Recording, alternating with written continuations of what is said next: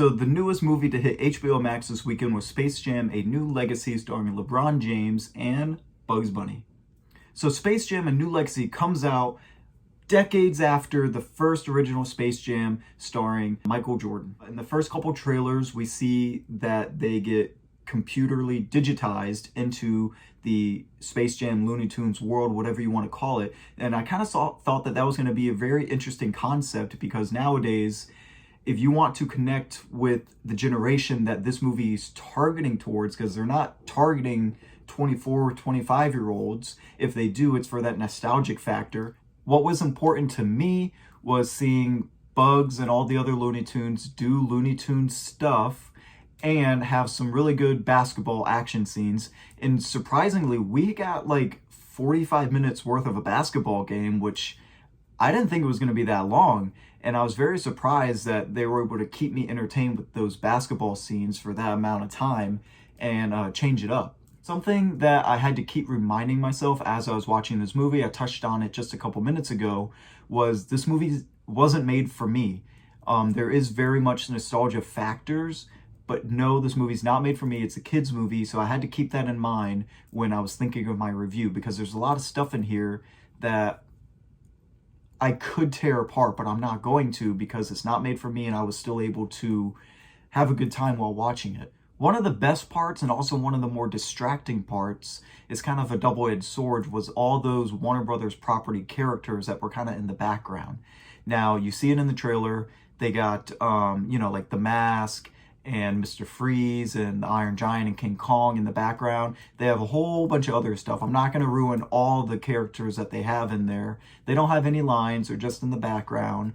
But it was fun seeing LeBron James and Bugs go to the different worlds to gather the Looney Tunes. And then it was also fun seeing all these characters watching the game. But that's also where there's another weakness, is while I'm watching the basketball game, I'm supposed to be watching the basketball game, I'm actually looking in the background at all these different characters, trying to see who else I can spot and what they're doing.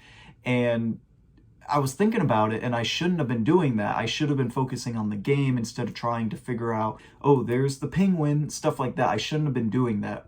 So while it was cool, yes, it was distracting at the same time. There's a little bit of everything for everyone to shine, to do their little shining moment. Granny had a lot of standout scenes. Taz even had a little couple scenes. Bugs Bunny obviously is the biggest Looney Tunes star there is, so they gave him the most screen time. But everyone got to do their own little thing. Now that I'm thinking about it, someone that I wish I did get more of, though, now that I'm thinking about it, is Daffy. I've always really liked Daffy and that banter between Daffy and Bugs, and now that I'm thinking about it, we didn't get that.